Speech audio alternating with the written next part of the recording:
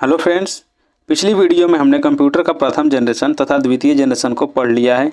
यदि आपने पिछली वीडियो को नहीं देखा है तो प्लीज़ उस वीडियो को भी देख लें ताकि आपको अच्छे से समझ में आए। वीडियो का लिंक आपको आई बटन या डिस्क्रिप्शन दोनों में मिल जाएगा, आप वहां से वीडियो को देख सकते हैं। आज की इस वीडियो में हम थर्ड जनरेशन ऑफ कंप्यूटर यानी कंप्यूटर की तीसरी पीढ़ी को पढ़ने वाले हैं। तो चलिए वीडियो को स्टार्ट करते हैं। कंप्यूटर की तीसरी पीढ़ी 1964 से 1975 तक चला था, जिसमें वैक्यूम ट्यूब और ट्रांजिस्टर्स की जगह पर इंटीग्रेटेड सर्किट का यूज़ किया गया था। इंटीग्रेटेड सर्किट का आविष्कार जैक सेंट क्लेयर किल्वी और रॉबर्ट नायर्स ने 1958 में किया था। इंटीग्रेटेड सर्किट्स वे सर्किट्स होते हैं जो सिलिकॉन की एक ही चिप पर कंपोनेंट्स के बीच की इंटीग्रेशन से तारों को हटाकर ट्रांजिस्टर्स, रजिस्टर्स और कैपेसिटर्स जैसे अनेक इलेक्ट्रॉनिक कंपोनेंट से मिलकर बने होते हैं। आईसी तकनीक को माइक्रो इलेक्ट्रॉनिक्स के नाम से भी जाना जाता था, क्योंकि इनमें बड़ी संख्या में सर्किट्स कंपोनेंट को सिलिकॉन की एक अत्यंत छोटी सतह पर लगाना संभव बनाया था।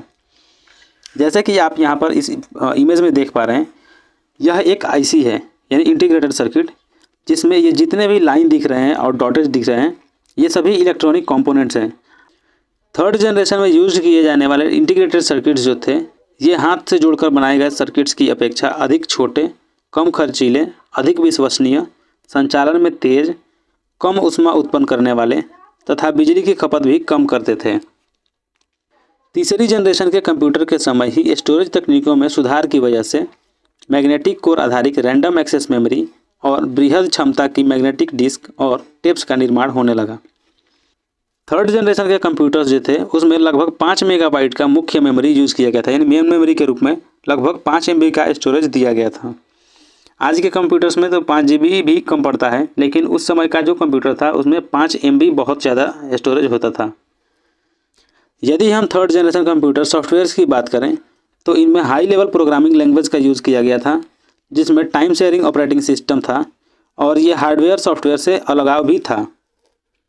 उस समय के जो ज़्यादातर यूज़ किए जाने वाले कंप्यूटर लैंग्वेज थे वो था फोर्ट्रान और कोबोल। ये 2 प्रोग्रामिंग लैंग्वेजेस ऐसी थी जो उस समय सबसे ज़्यादा चलने वाली प्रोग्रामिंग लैंग्वेज थी। उसके बाद है तृतीय जनरेशन कंप्यूटर की मुख्य विशेषताएं, जिसमें पहली विशेषता है ये कंप्यूटर्स द्वितीय जनरेशन कंप्यूटर्स की अपेक्षा अधिक शक्तिशाली थे। ये लगभग 1 मिलियन निर्देश यानी 1 मिलियन इंस्ट्रक्शंस को प्रति सेकंड पर कार्य करने में सक्षम थे। दूसरी विशेषता है ये द्वितीय जनरेशन कंप्यूटर से काफ़ी छोटे थे, जिसके लिए अत्यंत कम स्थान की ज़रूरत होती थी, यानी इसको रखने के लिए भी हमें कम स्थान की आवश्यकता होती थी। तीसरी विशेषता है ये कम बिजली की खपत करते थे तथा ऊष्मा भी कम उत्पन्न करते थे। जाहिर सी बात है, जब बिजली की कम खपत होगी तो ऊष्मा भी कम निकलेगी।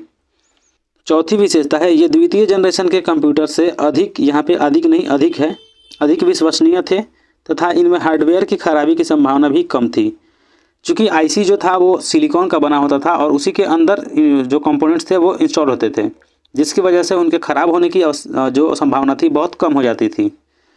अगर हम बात करें वैक्यूम ट्यूब्स की, जो फर्स्ट जनरेशन के कंप्यूटर में यूज़ किया गया था, तो वो कांच का बना होता था, जिसे कि टूटने का ज़्यादा डर रहता था। फिर उसके बाद आया ट्रांजिस्टर उससे कुछ बेहतर था, लेकिन जब आईसी आया इंटीग्रेटेड सर्किट, वो वैक्यूम ट्यूब और ट्रांजिस्टर दोनों से बेहतर था। अब चूँकि आईसी जो था वो उसके ख़राब होने की संभावना कम होती थी, जिसकी वजह से इनके रख रखाव की कीमत कम आती थी। पांचवी विशेषता है इनमें द्वितीय जनरेशन कंप्यूटर्स की तुलना में तेज व बृहद प्राइमरी एवं सेकेंडरी मेमोरी दी गई थी। अगली विशेषता है ये प्रोग्राम करने में और प्रयोग करने में प्रथम जनरेशन कंप्यूटर्स की अपेक्षा अधिक आसान थे। चूँकि थर्ड जनरेशन के कंप्यूटर्स में हाई लेवल लैंग्वेज को यूज़ किया जा रहा था, जिसकी वजह से उसके प्रोग्राम को समझना थोड़ा आसान हो गया था। सातवीं विशेषता है इन कंप्यूटर्स में हजारों ट्रांजिस्टर्स हाथों से लगाए गए थे, जिसकी वजह से इनका उत्पादन काफ़ी कठिन और महंगा होता था। यानी अभी के मुकाबले हम देखें तो वो महंगा होता था, लेकिन फर्स्ट और सेकंड जनरेशन से सस्ता था। तो इसी के साथ हमारा थर्ड जनरेशन ऑफ कंप्यूटर यानी कंप्यूटर का तृतीय जनरेशन भी समाप्त होता है। अगली वीडियो में हम फोर्थ और फिफ्थ जनरेशन को पढ़ने वाले हैं।